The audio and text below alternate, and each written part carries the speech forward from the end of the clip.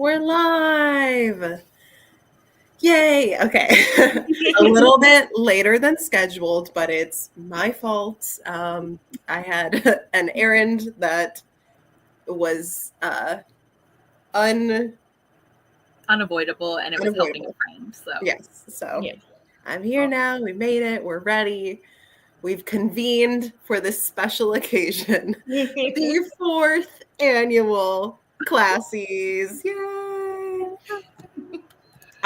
It's honestly so great that we started on such a nice, even, a round number for the year, because now we can always just be like, it's the 5th annual, it's the 6th.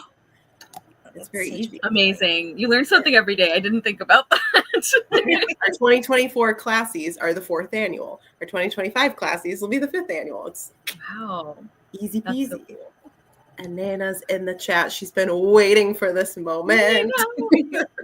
Waiting with as much anticipation as we have. Okay, so we'll dive in the same way we always do, with a quick introduction. Hi, hello. This is my channel we're on. I'm Julia. This is Shakespeare and Such. My 2 lovely co-hosts are here with me. They'll be introducing themselves shortly, as if anyone watching these doesn't know us, but we say just in case. This could be someone's first pass at classics video. I think one of our classies, I remember a comment being like, this one was recommended to me first, and I'm like, I love that that's your introduction to the club. Honestly, a fun and chaotic way to get to know us. So yeah, and all our opinions in one place. And I read a lot of random things across the board. Right now, a lot of low fantasy to horror adjacent books are what have been piquing my interest the most. So that's kind of the era I'm in. Cara, you're next to me on this video, so why don't you go next? Okay. Hello, everyone. My name is Cara. My channel is Wilde Book Garden. I am super behind on bookish content in general, but it is coming. I think it might have been in our last, maybe it was in our last Past It Classics discussion or a different live, but I was like, it's a good encapsulation of my channel, because I might be literally a year late, but I will do it. So I'm still catching up with things like wrap-ups and favorites of the year. But in terms of reading, I read pretty much all the things, nearly every genre, all age ranges. I think that's really important, and it's something I genuinely enjoy doing. And it's something I'm very loud and proud about on my channel. And I'm trying to think of anything else. Oh, Julia and I will also be doing a couple episodes of my Not a Genre Book Club coming up. I am being more active with my community tab this year. So hopefully that'll help me keep schedules kind of on track, or at least letting you guys know when something changes, because I know I sometimes don't update it right away if it's oh, I haven't done the graphic yet. It's okay, but you can still tell people when it is. So anyway, yeah, that's me. Hi everyone, I'm Taylor. My channel is PageScreenTaylor. I'm pretty sure last video I was I'm going to revive this channel in 2025, and you should know that I am a dirty, dirty liar. This time I have kind of a valid excuse. Work is busy, but that's always my excuse. But I tend to read across many genres. Right now I'm in a sort of Game of Thrones phase. I guess you could say I'm enjoying it. Wait, what book are you on? Huh? What book are you on? I'm almost done with the 2nd book. I'm reading A Storm of Swords right now. Wait, really? Yes, I've been reading it for 3 years, but I've actually actively been reading it again. Oh my god. So, we will have to compare notes, or I will have to message you, because I have things to talk about. Oh, I can't wait. But I usually read across all genres. I'm more of a seasonal reader, so winter I'm reading fantasy, spring, romance, summer, chick lit, stuff like that. And I think that's it. I feel like that's the rundown. We covered I'm a liar, I read everything. That's all there is to know. I lie and I read books. Do not trust Taylor. Especially after this year. Oh, well, we're about to get into that. I know. And my reading has been a dumpster fire, so I feel you on that. I'm in my picky girl era. I'm DNFing everything and I really love it. So yeah, I don't have time for bad books anymore. And as a segue, Taylor's going to be hosting our main categories. So if you haven't joined us for the classies before, they are like our annual wrap up of all the reading we've done in the past year for our book club. We only read classics. And we kind of begin it sort of award show style with like very like best, worst, kind of talking about the books as a whole, and our us as the hosts. Ooh, my camera's doing weird things. What's happening? Oh no. Oh, can you hear me? I can hear you. You're frozen. Now. I look frozen and scared, but I'm just going to keep talking. I mean, I am still scared, but and then we'll move into some fun categories after that. So while I try to figure out what's going on with this, Taylor, take it away. Sure. So let me dive into the document. So our first category is favorite book from 2024. And the winner of that is me for Beloved. It had a 4.3 average rating across, there goes Julia, across the three of us. So I gotta say, at least we really just sort of bookended our years with me and my picks. So yes, Beloved won. I'm very excited about that because I really like that book. I think it was probably my favorite book that we read last year. Mm-hmm. So I'm excited. Should I wait? And I'm so glad that you picked it, Taylor, because I think I'm sure I talked a lot about this in the live show, but I had been thinking about wanting to read more Toni Morrison now that I'm an adult, and I just hadn't made a lot of progress on that front. I didn't really know where to start or what to try. And so I really love that you picked Beloved, and that was sort of like a perfect sort of way to revisit her, because that's the one I read. We were assigned when I was in 9th grade, which I think is a little young for that book. So it was a much better experience this time around. So yeah, the thing is too, her books are really good, but they're so heavy that I probably wouldn't pick them up like on my own.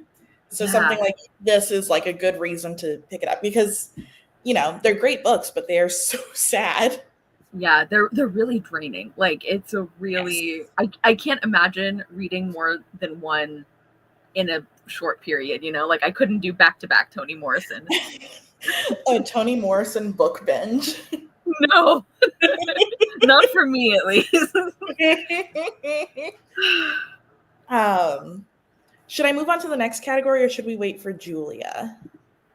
She said she's restarting her whole laptop, so okay. I think, let me see. I mean, we can give it like a couple minutes. I don't know, Taylor, if you had any other, anything to add about awarding yourself with the most successful selection.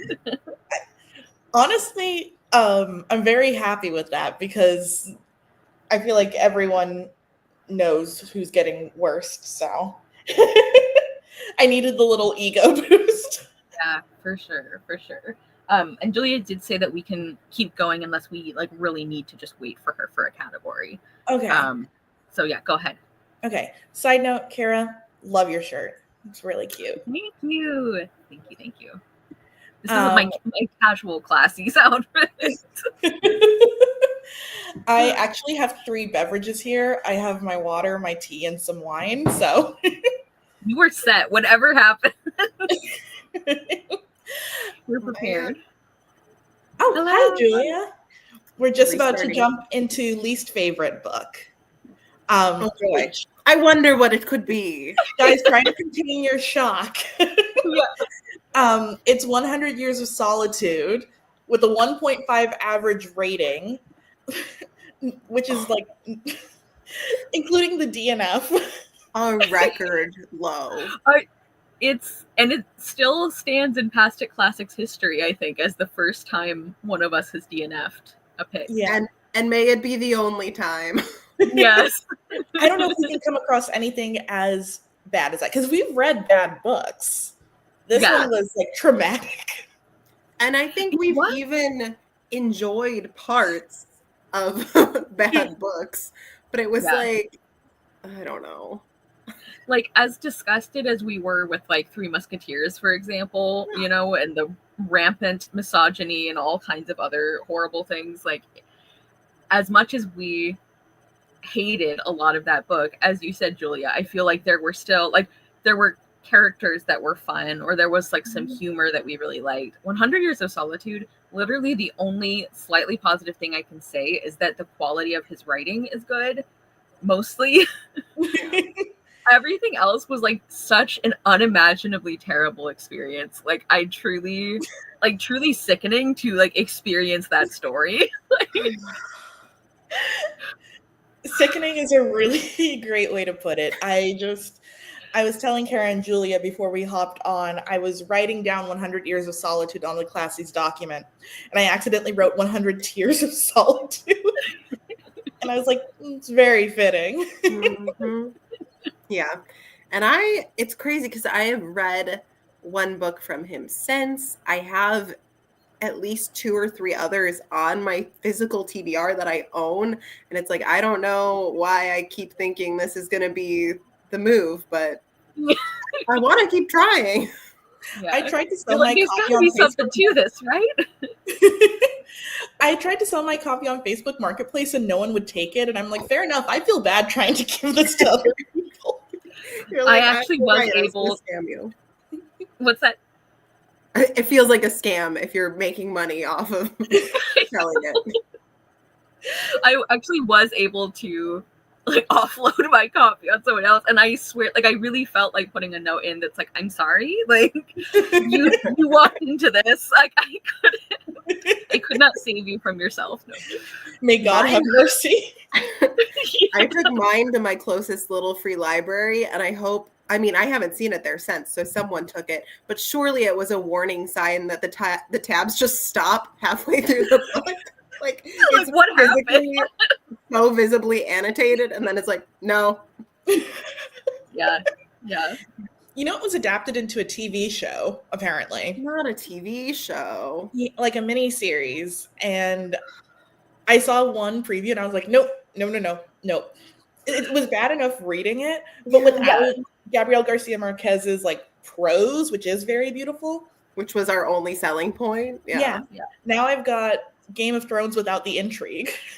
The idea of reading that book and being like, you know what this needs? Visuals. Like, I wish I could witness this.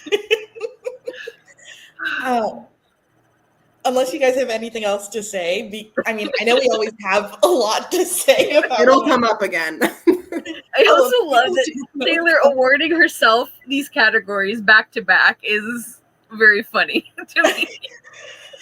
We're picking some real heavy hitters in 2024. I was telling Cara, we also bookended it. We started with my pick, which was our least favorite, and then my other pick, which was our favorite. Yeah, the redemption arc. Actually circling around. Huh? Julia said the redemption arc. I had to finish strong. They're going to kick me out of the book club, you guys. What's a good book? Listen. Not even kick me out of the book club. I'm convinced you guys would have killed me if I didn't get a good one. I show up in your house. I was going to say, I wake up and you guys are over my bed with a pillow and you're like, it's kinder this way. Oh my gosh. I'm trying to think of like how someone was killed in 100 Years of Solitude. Like, that's our method. By ants. You just unleash ants onto me. Oh my god. The only thing I keep thinking of is that one woman who just like ascended through the bathroom ceiling. She just like pieced out, like, I'm done. And I'm like, you Yeah, Smartest character, honestly. truly. Oh boy. I was thinking earlier how the Buendia family is so bad, God just wiped them from the earth. Yeah. He was like, what a mistake. Yeah. That was my bad, you guys. Oh god. So going into our most divisive book of 2024, and I feel bad because it's also me. Whoa! Slaughterhouse 5. You had a crazy year, Taylor. A lot of things happened this year. Taylor gave us every emotion with her picks this year. He's giving range. I felt so bad writing in my own name so many times, and I'm like, I promise I'm not trying to like. Taylor just like took over the classy. She's like, I win every category. Also, this year it's prize money, so Yeah. Oh, is it? Yeah, so I don't know if we want to go into our book superlatives or member superlatives now, but that's what we have for our main categories. Unless we want to talk more about Slaughterhouse 5. Or Julia, you missed it, but our favorite book from 2024 is Beloved, and you didn't get a chance to really speak on that, so I don't know if you want to talk on that, or if you guys want to talk about Slaughterhouse 5. I mean, that tracks. I think that's the book that I also rated the highest out of all our books for the year. In Slaughterhouse 5, we were across the board. Slaughterhouse 5, I was the negative one again, so. I mean, I was middle of the road on it because there were some parts that I absolutely loved and I think I'm gonna think about a lot, and then there's some parts where I'm like, sir, why would you do this? Like, the only parts of that book that I will ever remember, like genuinely I will never forget them, are like him being in the bookstore at the end for some reason, and like the fact that he had like the human zoo on the other planet, I guess, is like connected to that. And then also the scene where he's drunk in the backseat of his car, because that's so funny to me. And he's trying to drive away, but there's no steering wheel because he's in the backseat. yeah. That's my favorite part. And I really like that. I'm a fan of Kurt Vonnegut and his writing style. If I have to read a man, that's my review. If I had to read a man, I did. That's just another see one that I am. screenshot. Sorry, Go ahead. Julia, what? No, go ahead. I was going to say that's another one, Taylor, that I'm glad you picked because even though it wasn't my favorite, I never would have read it myself. Right, and I'm true. really glad that I actually have. I mean, for one thing, like I did not know anything about the bombing of Dresden. Like that was such a massive thing that happened. And I don't think, if I'm remembering correctly, it was covered in any of my classes where we talked about the Second World War. And I also think that I sort of give it extra points because out of the many, far too many, like serious, edgy man books that I have had to read across my like school career and life, I think this is one of the only like successful ones in that like it actually uses the absurdity to make commentary about like humanity and empathy. Like even the like the so it goes like repetition, like the point is that it is so mechanical and distanced. Like I personally feel like a lot of male authors think they do that. Yep. And they don't. So I was impressed with that, even though there are big things about it that I'm like, it would have been more effective if this were different. I still am glad that we read it. So. Yeah. I think we did have a really interesting conversation too. True. So yeah, did we want to do bookish superlatives next? Yeah. You, Cara? Take it away. Alrighty. So we have a few different sort of sections for this. Like some superlatives are about like the actual books we read or characters in them. Some of them are about like us and like bookish situations. So we're going to start out with the book superlatives that we kind of like to debate and chat about. And these are like things that we award to the characters in the books that we read. And starting out with a bang, what is I think often our most competitive category is the biggest trash man. And I personally, I guess I should let you guys answer first because I have thoughts. Well, All I was going to say is, it's a crazy year for Past It Classics when the literal Phantom of the Opera is in the running and he's not my answer for biggest Crash fan. Like, we have That's what I problems. thought too. It's scary. literal serial murderer, and it's like, at least you're not this other guy. Well, at least he's creative, he's inventive, like musically gifted, like he's got some pros, I guess. Yeah. He needs some work, but like Whomst among us? Yeah. I mean, can we give it to every man of the Buendia family? Is that an option? Seriously. Like, in a way, this is still a competitive category because, like, truly every man in that family should go straight to jail. Mm-hmm. But in my heart, it doesn't feel competitive at all because the, like, rage and disgust and, like, violent urges that I feel about that one specific man whose name I refuse to even remember. But he's the one who married the child bride. Of course. Naturally. Aureliano, yeah. I like the loathing I feel for this fictional man is like truly out of this world. But hold on, Taylor. Was that just a lucky guess? Because they only had like 3 names in the whole family. I remember there were like 24 Aurelianos. He was the only character other than the matriarch that I kind of liked. And then he was like, what if I married a child? And I was like, well, can't have a decent man in these books. Yeah. And the fact that everyone was so chill about this. And after she died in that like horrible way, like the most that anyone would say was like, oh man, she was such a happy little kid, like bummer. And I'm like, yeah, she was a kid. She was. Child. Like, I just, the complete lack of reaction from everybody to the like rampant sexual abuse of children was like rage inducing. Yeah. And like the family dynamics, like that one guy who might have also been named Aureliano, because you're right, Julia, 3 names. Wuthering Heights all over again. The one who like kept hitting on his sister, his like adopted sister, and every time he hit on her, he would punctuate it with like little sister, and it's like, no, don't do that. I even said in my Goodreads review that it's a bad sign when you're reading a book and you're like, another incest subplot, like that's just too many. Again. Yeah. Not again. Like if I had a nickel, I'd have like 3 or 4 nickels.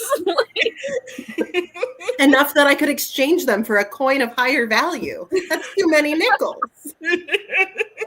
Oh my god, yeah. Mark my words, in 2026, one of my picks will be The House of the Spirits, and it will redeem the family saga, magical realism genre for our book club, because it's so much better. Oh my god. We are suitably warned. Okay, so if we have no more thoughts on that. Number 1 book boyfriend. I got nothing. Like slim pickings this year. Exact opposite problem. Yeah. Very slim pickings. I gotta go with what 13-year-old me would say, and that's the Phantom. Like, yeah, he's a little ugly. He likes a little bit of murder, but he's got his own place. He's got a horse. He's got dramatic taste. I love a man who can sing and play an instrument. So, and of course, Go ahead, Julia. I was gonna say I'll be the outlier who's like, but Raoul though, because that's my boy, as we all know.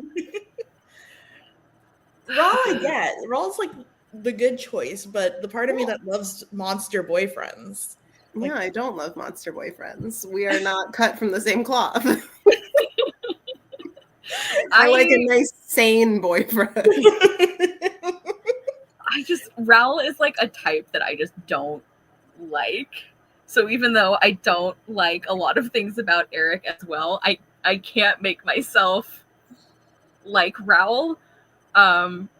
I feel like, and we talked about this a lot in the live show, but I feel like with Raoul, the thing that bugs me the most is that it's more like subtle things that he says and does, and the way that he like talks to Christine, and like obviously he's the lesser of two evils, but I just don't like him.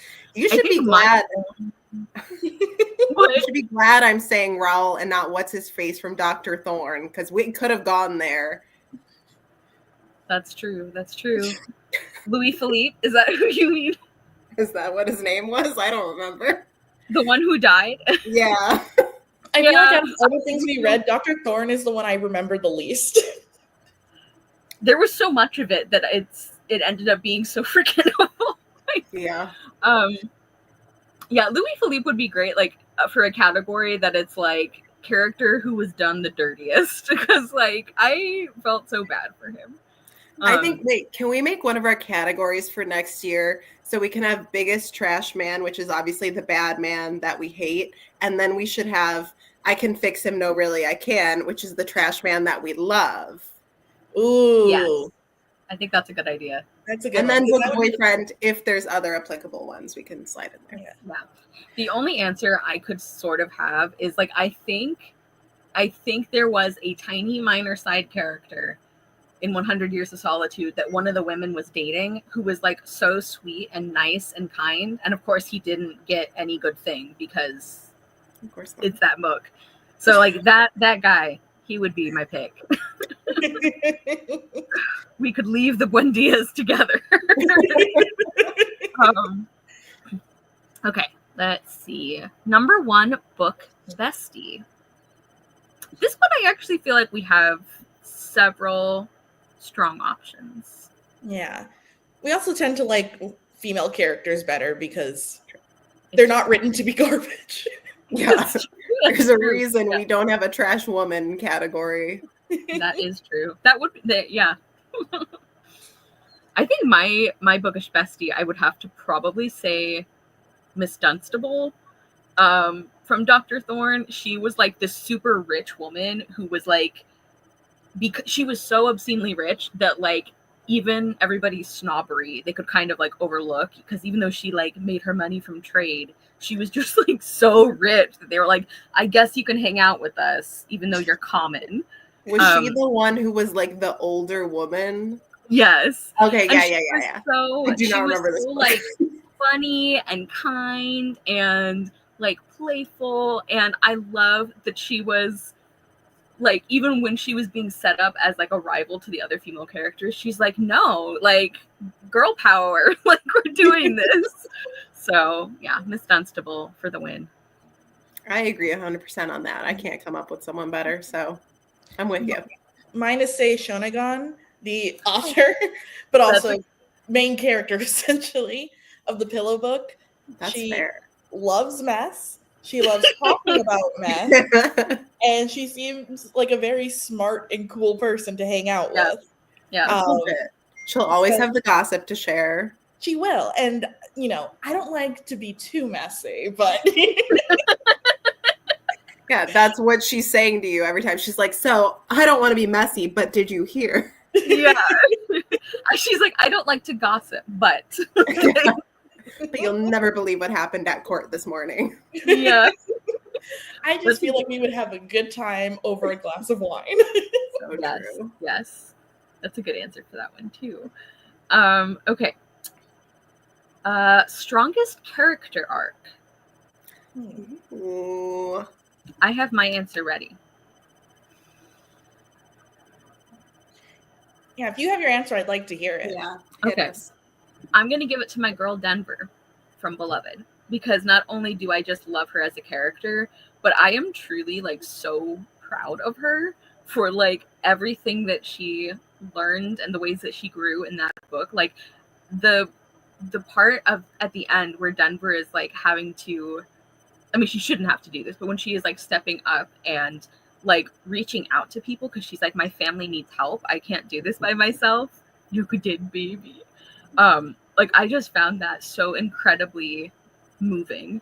And even though Denver at the very beginning could sometimes be a little brat, I think it was completely understandable. And I just like loved I loved seeing her get some fulfillment from life and getting to go back to school and like learning how to, anyway, I love it. And I love that Katie. Oh. If Bento could read, he would participate in the discussion, but he's Bento, not very do you good like at Toni it. Morrison? Are you a big fan? I said, Bento, do you like Toni Morrison? Bento? Thoughts? He's just purring. Just vibes. I can see he likes her. Yeah. Oh yeah, that is a positive cat sound. Yeah. I really like your choice for Denver because I do think she was one of the stronger characters that I related to, and she is very incredibly fascinating. She just wanted to be loved. And I do really like her growth from someone who I think wants more attention from her mom to someone who has to care for her mom and help her mom through what is essentially her grief and guilt. Over and she is still able to get love and care from her mom, but getting to see her realize that her mom isn't perfect and that obviously, I mean, there's very complicated emotions between Setha and her children for obvious reasons, but I really love the way that the end of the book, the point isn't now Denver has to take care of everyone, it's community and everybody taking care of everybody, and it's okay to need help from other people, and it's okay to want affection from other people. Denver, my best girl. Yeah, I also don't have a better answer. I'm fully in agreement again. I think really, because it's the category does say it all. It's the strongest character arc. And I feel her journey through the book is the most satisfying growth of a character that we see and how things play out for her in the end. Yeah. No one wants to say Paul D or whatever his name was. The random man in Beloved. I was just thinking about him and how in the discussion we were talking about how all three of us were kind of this is excellent, but why is Paul D here? And then by the end, Paul D is why is Paul D here? And eventually he came back. But okay. Next category, number 1 villain. So different from our trash man category, because this is a character intentionally written as a villain, and I think we've used different sort of interpretations. It could be a villain that you love to hate. It could be a villain where it's I genuinely just hate every second I spend with this character. Anything is fair game. I can go. Just sort of keeping on up with the Beloved thing. I think Beloved herself is a very interesting antagonist. That's what I was gonna say. Yeah. That's why I popped in first. I was like, someone's gonna take this. No, but I think she's a great choice out of all of our villains because I don't know. There's the fact that she's not necessarily I would consider to be an evil entity. She's just sort of a manifestation of the mom's guilt and trauma, but there's some genuinely scary imagery around her that is unsettling and frightening. And obviously while you do feel sympathy for Beloved the ghost, you do you don't want her around anymore. You're they need to find some way to get rid of her because she's so scary. But I think out of all of the characters we've read, she's one of the ones that have made the most impact. Bento, can you stop stepping around? Yeah, it's funny because I do think she actually is, in terms of a character function, I think she's very similar to the Phantom in a lot of ways, but I also think she is scarier than the Phantom. I think she is more sympathetic than the Phantom, and I also think a third thing that I couldn't remember now. But something else that was stronger. It's also great, yeah. I really like that you said that, Julia, because my answer actually is Eric the Phantom. Although I think Beloved is also a great answer. I think like Eric and I compared. I feel like I keep making comparisons that I probably said during the live show, so I'll try short. But it's like Wuthering Heights for me, where I'm like, genuinely, these are terrible people, but I still care what happens to them, even when I shouldn't, or even when they don't deserve it. And so like Eric for me is a villain where I feel like his characterization pretty well rides the line between like sympathetic villain and like, but also the book is not saying like, oh well then these things that he did weren't his fault. Like, no, they are his fault. He's not a great person. But we can still feel like compassion for him. Like, I think about that line all the time. There's several lines that I think about a lot, and like the one near the end where it's like, I think his friend says something like he had a heart that could have held the whole world, but he had to be content with an opera house or something like that. And like that's what I think gets to me about Eric, is sort of like the waste of like his soul almost. Yeah. So, Yeah. That's also a good choice, because I was going to pick that. Like, I was stuck between Beloved and the Phantom, but Yeah. Phantom's my book boyfriend, so. I do think Beloved would be very funny if you switched out Beloved for the Phantom. Oh man, Setha would beat him to death with a broom. Eric seducing Paul. She's like, only ghosts that I am related to can live here. Like, all right, our next one, Faith Canon Ship. Did we have one? Like, we read a lot of books that didn't center on a romance, which is kind of atypical. yeah. I mean, really, there's only a handful of couples we can even pick from. I'll be basic, and again, I'll say Christine and Raoul, even though, I mean, I don't feel as passionately about them in the book as I even do like in the movie or the musical. But that's still my ship, so I gotta stick by them. Yeah. I mean, all I ask of you, what a song! I love it. I skipped that one. How dare you! I skip it. I don't like it. I skip past the point of no return. So take that. Take that. Okay. No one skips past Masquerade. I love Masquerade. Oh. Masquerade. It doesn't do it for me. I mean, it's long. Sometimes I don't listen to the whole thing. Yeah. But I got a vibe for a minute. I don't think I even have an answer for this one, because like the only real canon ships, or like books that have canon ships, like 100 Years of Solitude, absolutely fucking not. Like, no. Dr. Thorne, no. Like Phantom, no. I guess like Phantom I would give, like, it is a truly compelling love triangle in my opinion, in some ways at least. Eric and Christine are kind of canon. I mean, yeah. Other than that, I don't think any. Yeah, that would be the closest thing I have, but even that, I'm like, meh. Yeah. Yeah. Can I propose a couple here? Right before they find out they're related, that woman from 100 Years of Solitude who brings her husband around on a leash. Yes. Up until they find out they're related, then it's great. Read this part? I don't think you made it to that. It was at the very end. It was at the very end. I was like, I don't recall that. I forgot her name, but there's this woman who comes in and she's married to one of the Buendias and she's leading him around on a leash.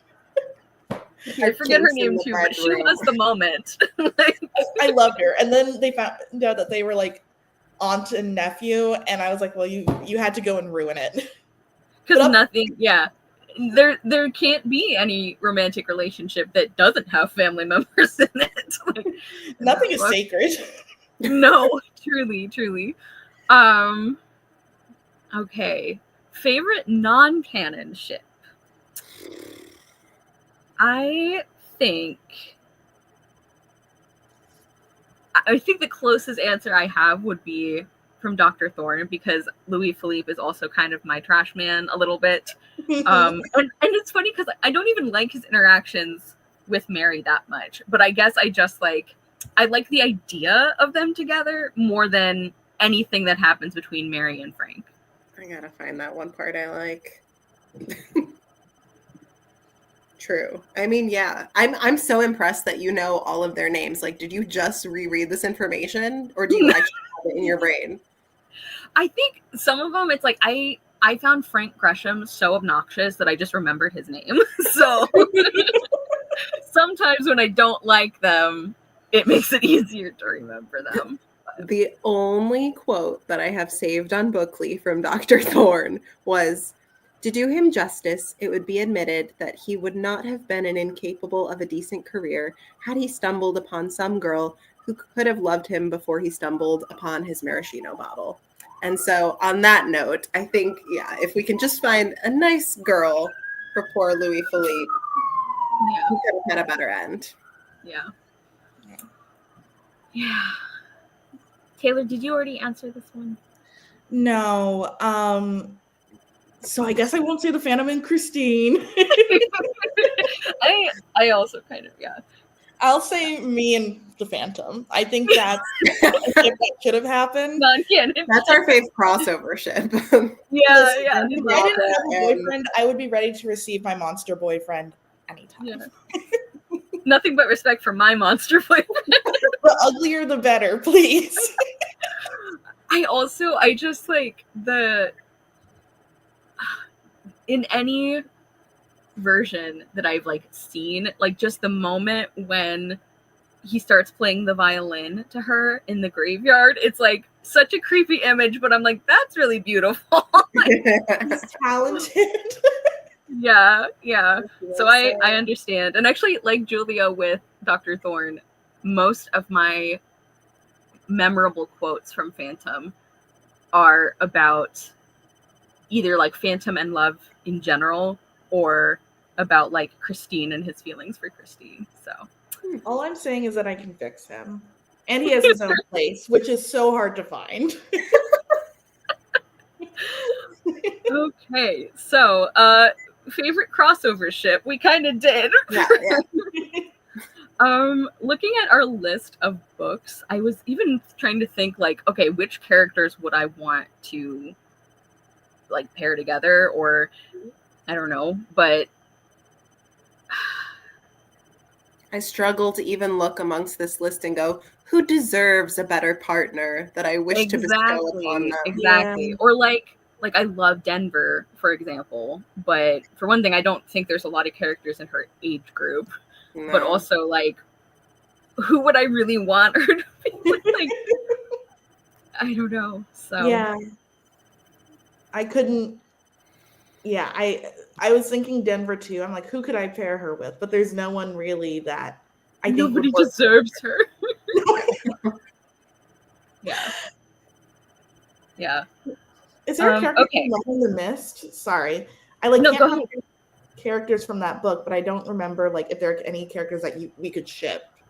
Outside. Right. Like I was thinking of that one too, and trying to remember like anything about like the young people in that book, because they were pretty prominent. There was like some girl in the inn place, right? Right. Was she nice? Right. I can barely remember. Yeah.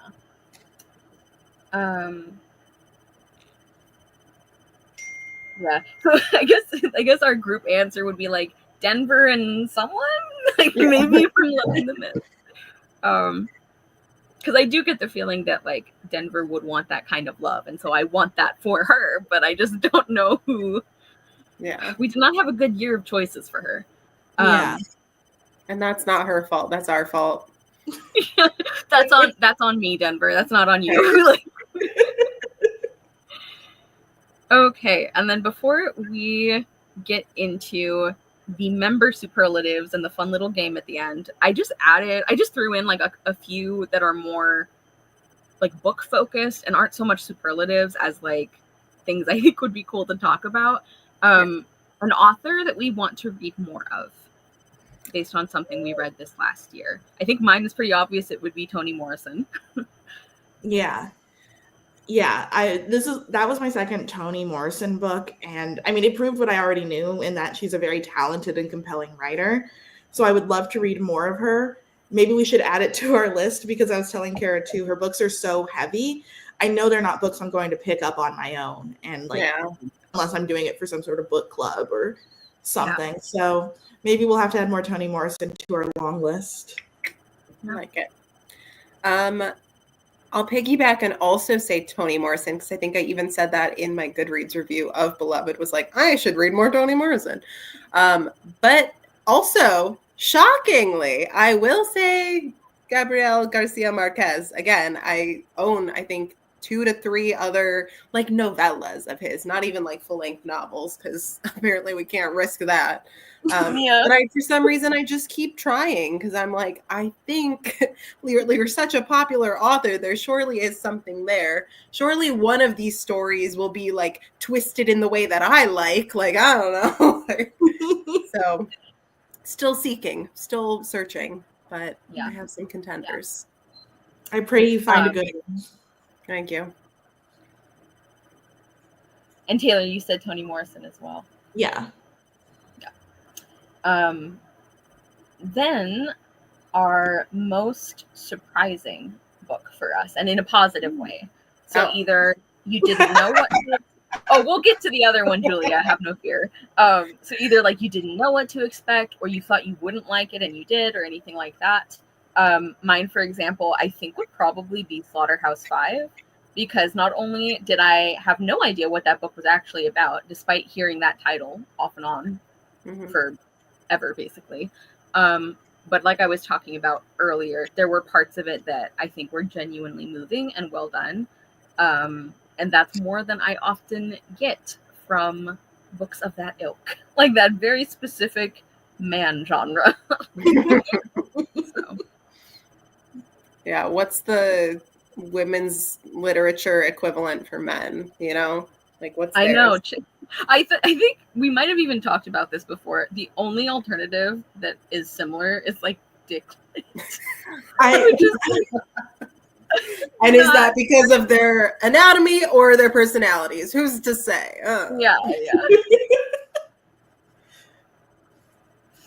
It's a good thing I'm not monetized. I think my biggest surprise, and I actually picked it, but I would say The Pillow Book. I thought it was just kind of a wild card. I was surprised that you guys both enjoyed it quite a bit, because I was just like, I don't know, it's a book I bought, used, and I've been meaning to read it. And it was like in the vein of Toni Morrison, where I was like, I'm not going to read this unless I have a reason to read this. So let me just pick it and diversify our list a little bit. And I was just glad that everyone overall had a good time with it. So. That would be the one that I am most determined to reread, because my translation I don't think was ideal. So I would like to actually read that in a better format. Yeah. My answer would also be The Pillow Book. I didn't expect to like it as much as I did, especially since nonfiction isn't really my thing. But nonfiction with gossip. And the fact that I just really loved how similar we were to people halfway across the world from us 1,000 years ago. There's something just really heartwarming about how people are still people. Yeah, I don't know. That was a dumb statement, but you know what I mean. No, I know what you mean. Like, that's one of the things that I love about reading and discussing classics is like, it is so cool to read something put into words that you have thought or felt, and it's like somebody from a completely different culture and from a completely different time, and it's just like, it's a really, I keep using the word moving, but like it is, I think so. I get it. Yeah, that's like the whole conversation we get into when it's like, why is Shakespeare still performed? It's like these things, these themes. Why is Jane Austen still read? Yeah. Yep. Agreed. Okay, and then the last one I have in this sort of mini category is biggest wasted opportunity. So this is not necessarily like least favorite book. I was thinking of this category more as like, this could have been fantastic and it was just mediocre, you know? Yeah, so I'd love to hear from you guys if you have one like that.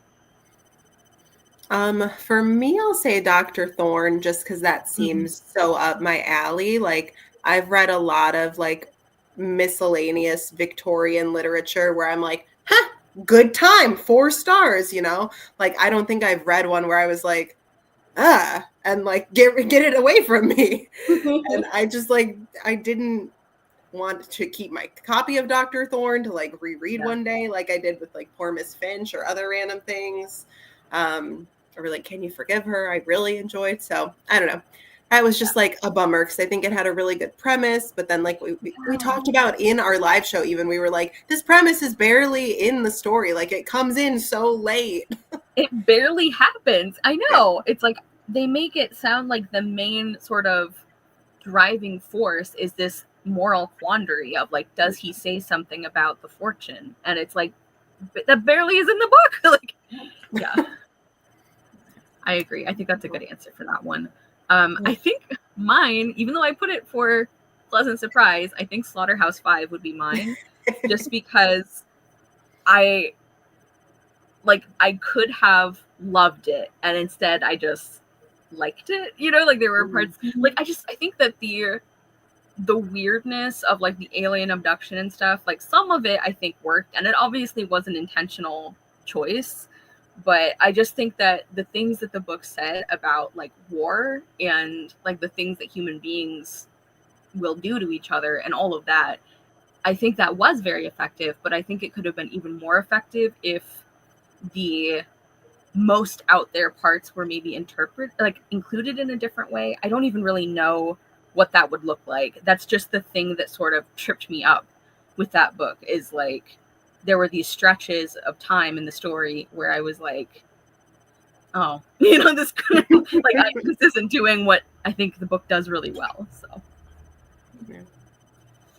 I'm going to copy you, Julia, and say Dr. Thorne, even though like I rated it the highest of you guys. I think where it sort of got the biggest wasted opportunity thing is that, at least to me, it's just not memorable.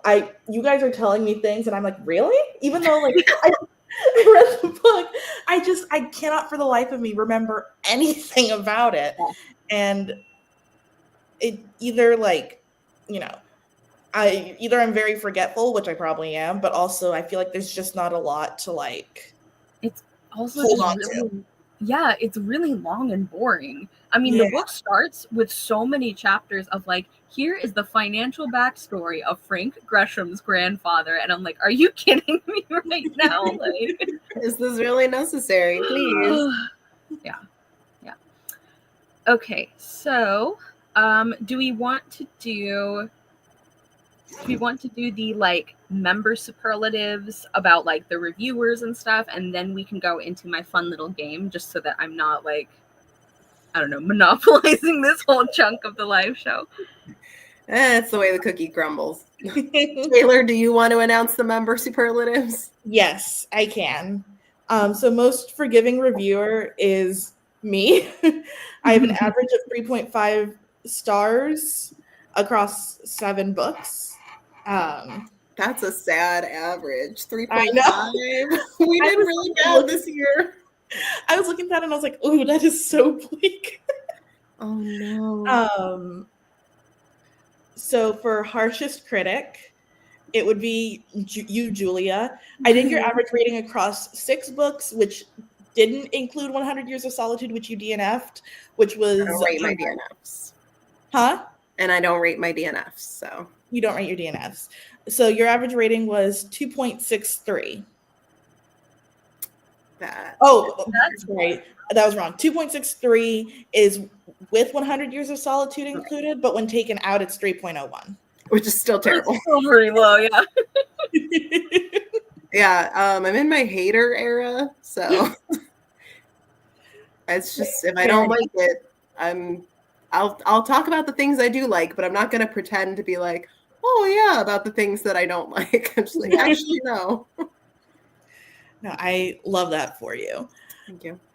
Our most successful selector was you, Julia, as well. Yeah. Yeah, Because I didn't blow it with one book.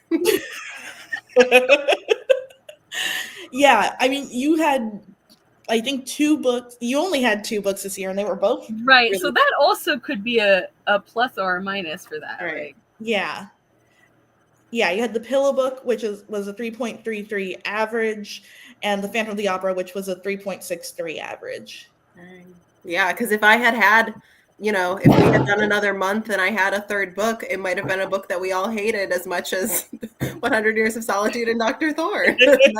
Where would we hope be? not. I don't even want to imagine like a book that we hate more than 100 Years. Oh man. Yeah. Yeah. Sorry, Taylor. we were all rooting for it, I swear. No, I was rooting for it too. And we have our most emotional category. I totally missed that. What was that supposed to be for? Is that just who was the most emotional over books? I guess. I don't think any of us got particularly emotional this year, unless we're talking anger. Yeah. You know what? I feel like when we were emotional, it was usually about the same things. Like when we were talking about Beloved, there were parts that I think we were very emotionally invested in that book. True. So, I guess you could argue me because of Phantom. I don't know. Yeah. I do think if we're talking about just any emotion, 100 Years of Solitude did generate so much anger. I'm pretty sure it's one of our longest live shows to date. There were so many feelings. I know. Oh my gosh. The description of slippery, fragrant weasel will never leave my brain. Oh, it's so bad. Okay. And on that note, it's only uphill from here. Okay, so for the fun little bookish game part of this, the first little bit here is like we're going to be deciding of the 3 of us, of the 3 hosts, who is the most likely to do these things, and they are based on scenarios from the books we read. Love it. So I had the hardest time with 100 Years of Solitude because, like, literally nothing that happens in that book is something we'd want to be associated with. Yeah. So the one that I came up with for that is who is the most likely to nope right out of the town of Macondo based on vibes alone. Like, you haven't even met the Buendia family. You're just like, oh, no. I'm leaning towards Taylor. I feel like you just have an instinct where I would have been like, hey guys, what's going on? And then like met the people and have been like, okay, I'm going to see myself out. But you, I feel like you'd walk in and be like, mm-mm. That's because I'm black. We don't mess with that stuff. Like the vibes here are off. The people here are weird. I'm just going to... There are plenty of other places in South America for me to go. Yes. Okay, for Phantom of the Opera, which of the 3 of us is most likely to fall in love sight unseen? I'm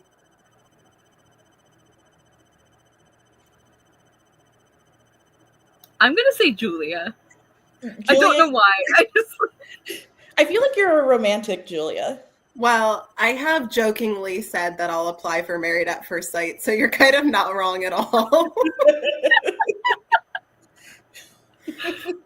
What can I say? I just like the idea of love not being my responsibility. It just happening, Yeah.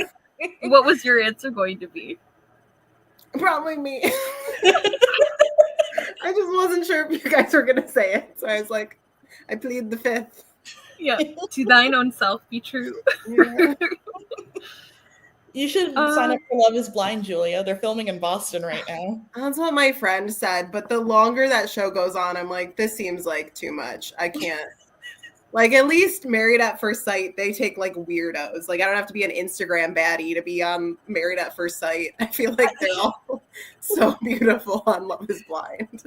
Well, you're very pretty, though. Well, thank you. But you know what I mean? You're not, like, famous, but yeah. Okay, so the Pillow Book. Which of the three of us would write a tell-all journal full of juicy gossip, but then publish it under their own name anyway? I'm sorry, I feel like I always say Taylor for the drama questions, but I do feel like Taylor. See, the thing is, if people know you share the drama, they're not going to tell you the drama. Oh, you have to be very secretive about it. Yeah, you publish it under my name, and no one knows. Use somebody else's alias. No, that wasn't me. I would never write such a thing. But I do see where that would come from. I love mess. Okay, Slaughterhouse-5. Which of the three of us would be most unfazed by being teleported to an alien spaceship? So not that you wouldn't be bothered, but who would be the most unbothered by it? Mm-hmm. Cara, I weirdly want to say you. I just feel like I feel like your logic would kick in and you'd be like, okay, how do I navigate this scenario? What do I do to get home? I feel like even though obviously you wouldn't be like excited, you would start to like figure it out. Yeah. I was going to say the same thing, Cara. You come across as a very like logical person, and I feel like you would have a plan right away. My plan for any minor inconvenience, like the apocalypse or alien abduction, is to just die immediately. You're like, that's my escape route. Yeah. Well, thank you for that. I like to think I would be able to handle myself, because I think it'd be interesting, terrifying, but it would be interesting to have the conflict of like, all right, my severe like anxiety and panic versus I am really good at like diplomacy and not making people mad when I need to. So like maybe I can work myself through this. Can I talk these aliens out of whatever they're planning to do with me? Yeah, exactly. Okay. So I did actually include one for Beloved because I don't want to get in the habit of anytime we have a really like serious book that it doesn't get included in like the fun wrap-up stuff. So I tried to go with one that was, respectful. Yeah.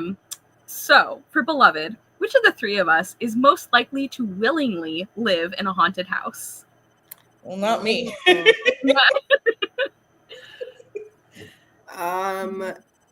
Would the ghost protect me from potential alien abduction? Because I fear aliens more than ghosts. Like the crossover of, Yeah. So the reason I was maybe thinking me is because I have said before that ghost boyfriend is one of my favorite tropes. True. So I'm like, if I thought maybe the ghost was a romantic possibility, maybe I'd be okay with it for a while. Like, because I'm not talking about just like, the house is haunted and you don't know what's there. I mean, like, in the sense of sort of similar to Beloved, you know who the person is, if that makes sense. But like, I'm not saying it's good logic. I'm just saying maybe it would happen. I've read the Mediator series. I think it's great logic, honestly. You go, girl. Maybe the ghost is hot. That's our logic. Yeah. Maybe the ghost is Patrick Swayze from Ghost. If you show up and the ghost is calling you querida, like, he's a hot ghost. Yeah, you're fine here. Like, yeah, you can stay. Ghost roomies, love it. Okay. Did I tell you about that? There's like a Christmas movie that's like a ghost romance. Did we talk about this? Yes. Oh wait, it's a new one. Is that what you said? I don't know.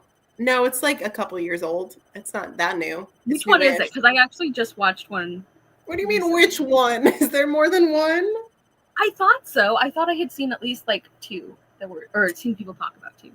I actually just watched a ghost Christmas romance this last year, and I actually really enjoyed it. I think it was the one that you liked, Julia, but I'm not sure. Okay, well, I assume it is. I can't remember the name. But... Is it like Christmas Spirit or something like that? That sounds right. I don't know. I gotta look. Carry on. Further evidence supporting I might be the answer to this question. No. Okay, so for Dr. Thorne, which of us is most likely to accidentally end up with everyone else's darkest secrets? So did not set out to have this knowledge, but is burdened with it nonetheless. So not Taylor. It is not a burden. Taylor's hiding in the bushes while someone is confiding to one of us, and she's like, Yeah. I think Julia for this one. Because I think you are very like, I don't know. I just get the feeling that people would approach you with confidences, even if they don't know you super well. Yeah. Like, you're just very easy to talk to in that way. Yeah. Thank you.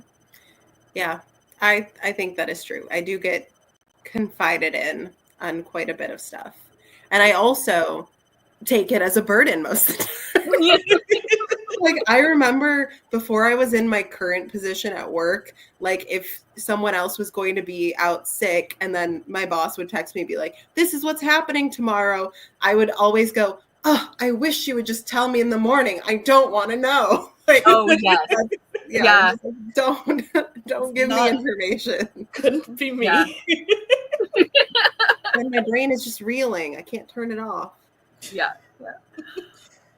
Okay, and then I think if I counted correctly, the last in this little section, Blood in the Mist, most likely to try fairy fruit. Ooh, Cara. Yeah. It's you. It's true. It's for the same principle as the haunted house. You'd be like, this could be a fun little adventure. Fun, I don't know.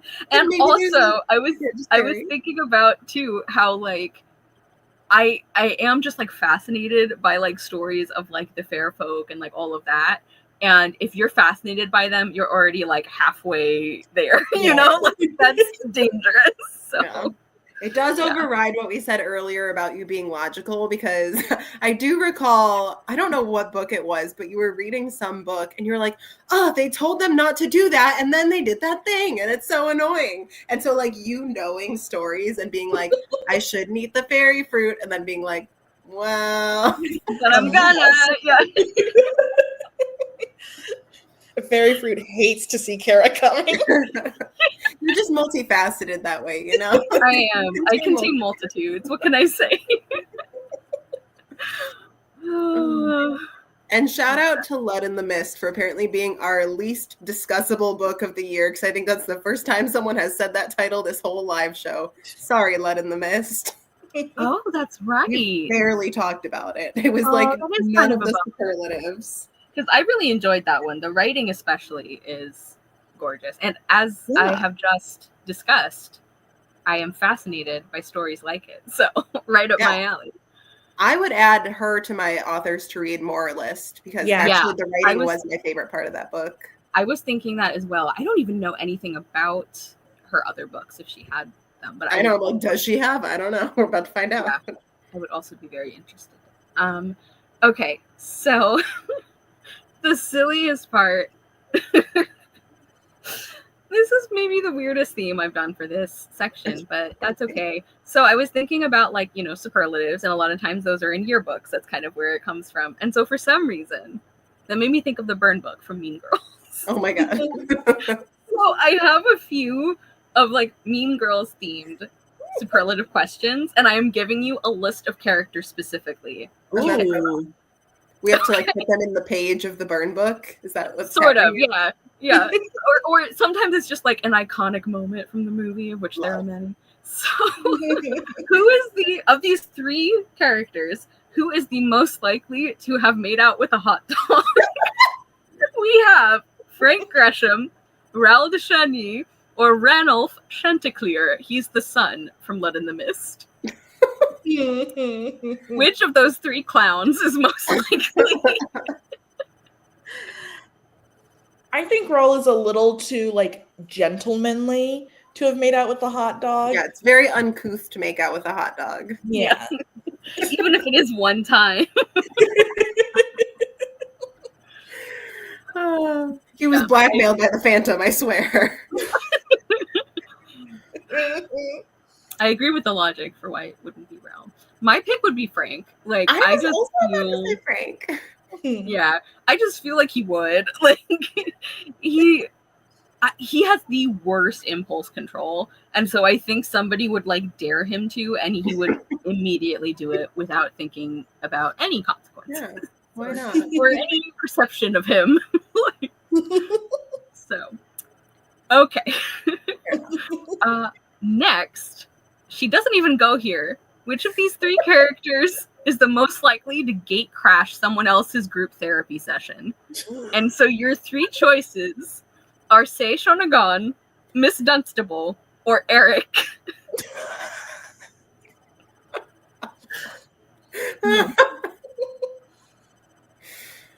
Oh man, I mean, I just love the visual of Eric. I love the idea of him being in the back of the room. Or not even, he's at the front, mask and all. He's got the mask and she doesn't even I wish go we here. could all just sing operas together.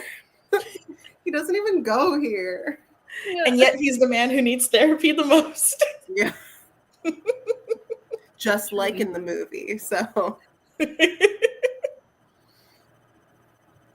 I love that. Yeah. So is your answer Eric, do you think? I vote for Eric. Yeah, I think it's like the funniest option.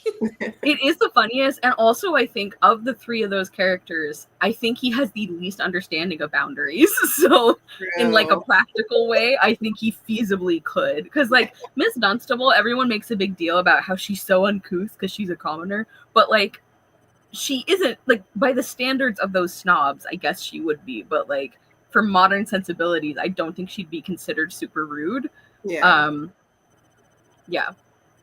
Okay, and then the last one that I came up with, this one, you are going to come up with your own character answers. So I am going to give you 3 choices, and you have to pick a character for each of these things, and they can't be the same character. Like, they can't overlap. So, multiple choice. Here we go. Okay. You get to choose. One character gets a boombox to the face. One character gets hit by a school bus. And one character gets the emotional devastation of being a high schooler. Oh man. I have my answer for the emotional devastation of being a high schooler. Okay. I think Eric the Phantom would be so funny in a high school. Oh my god. I was thinking of this, like, that's valid. I was thinking of this more as like punishments, like assigning punishments to different characters.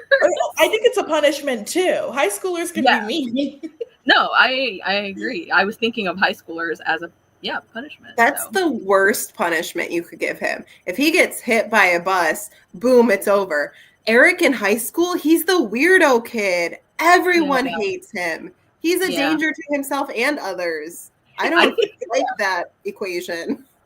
Yeah. It's a little too JD for me if you're a Heather's girly. I don't like it. Yeah, no, I know what you mean. I actually want Eric to get hit in the face with the boombox because it feels like poetic justice because it's music. Oh, that would be. I love that reasoning. Yeah. You were saying it. Oh, sorry. Go ahead. Oh, no, go ahead and finish yours, Taylor. I was just saying, I thought you were going to say it so like the other half of his face can be right. Like his face is already messed up. Just throw a boombox at it. So I started from, like, I'm like, well, obviously I want Aureliano to get hit by a school bus. Yes. True. Like permanently, like not in Mean Girls where it's like Regina's ultimately fine. I mean, like he's hit by a bus. Yeah, that bus. Boom. And I know I'm picking on Frank, but I would want Frank to get the boombox to the face because I just think he needs to be taken down a peg. Like, he's just obnoxious. Like, he is not by any stretch the worst male character we have read recently, but I also still can't get over that one scene where he just like shows up and he beats a man almost to death. Oh my god, I forgot about that. Yeah, and everyone is just like sort of cool with it, and I don't like that, so I think he just needs to have some consequences in his life. And then the emotional devastation of being a high schooler, I would pick the dad from Blood in the Mist. I think his name is Nathaniel, maybe. Oh. Because even though, like, there are parts of him that are, like, very relatable, but he's also, like, kind of the worst to his daughters specifically. Like, I can't get over how he's making such a big deal out of how, even though he doesn't even like his son, he's like, well, I have to go and risk my life for him. And also, I guess I have a daughter somewhere too. And I hate that. And so what would make him respect a little bit more about what she's going through is be surrounded by high school girls. Like, just have to, like, navigate that experience. Like, girls and guys, like, also. I don't want to play into the, like, girls are, like, the most catty, because boys can absolutely be catty. People of any gender can be very catty. But I just love, like, speaking of poetic justice, I just like the idea of, like, Nathaniel being forced to take girls' problems seriously. Yeah. Yeah. No, that's fair. I think that's really good. I forgot about that whole, like, I don't know, forgetting about his daughter thing. Yeah. That book was wild. A lot happened. It did. Those are the Mean Girl themed questions I had prepared. I just needed some silliness. I thought maybe we all could use a little fun times. That was great. I loved it. Excellent edition. Yeah, I enjoyed it. So I think that's it for my sections. I think, Julia, is it just the schedule announcement? I think it is. I'm very excited. Okay. So these are the books that we have on deck for the remainder of the year. I say remainder with the idea that our live show for this first book that I'm about to say will be in April. So we'll see how the calendar goes, as we always do. But we will strive to do our best. Yes. And I'm very excited about all of these. So hopefully in April, we will be discussing To Sir with Love by E.R. Braithwaite, and that will be Cara's turn to host. I have already read the book. Has anyone else already? Yes. Have we all read the book?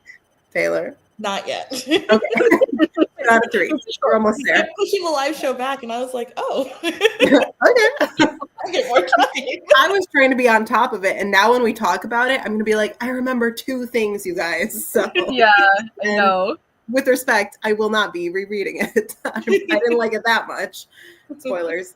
And then after that, I will be hosting For a Long Fatal Love Chase by Louisa May Alcott, which is, as far as I know, about a girl who falls in love or runs away with the devil. So buckle up. Taylor's going to be living. A little bit of a monster boyfriend situation. And then Taylor has selected, sorry, there's like a fruit fly. I'm like, get out of here. Vanity Fair by William Makepeace Thackeray. Ooh, that's a chunky boy. It's a big one. Is it? It is. It's massive. So we'll see if it takes us 2 months or not. It might, yeah. Then I might switch out one of them because my other choice is chunky too. Is it? I didn't know. Okay, well, we'll carry on. We'll discuss accordingly. And then Cara has picked A Glass of Blessings by Barbara Pym, which I know nothing about. Do you want to give us like a little nugget? Yeah. So, it is I think it's set in like around 40s or 50s in England, and I have read a couple things by this author before, and I know people use this comparison too often, but I genuinely do see similarities between Jane Austen and Barbara Pym because of the way that they write with this very particular kind of like sympathetic humor. And specifically, this book is interesting because I have seen multiple people compare the main character, this woman, to Emma, because she kind of sucks sometimes, but you like her. Yeah. And so it's basically the overall premise of the book is like it's this she's been married for like a while now. She's still like very pretty, still very fashionable, thinks quite highly of herself, and she's kind of bored. She's kind of bored with like her husband and her life, and so she kind of starts getting a crush on someone she shouldn't. But things end up going differently than she expected. And because and I think if I am not mistaken, that there is actually one or more LGBT plus characters in this book, I think. Ooh. That would be really interesting to discuss. I mean, we'll see how it's done, but Now, see, this is what I'm talking about when I say messy in a way that I like. This sounds great. Yep.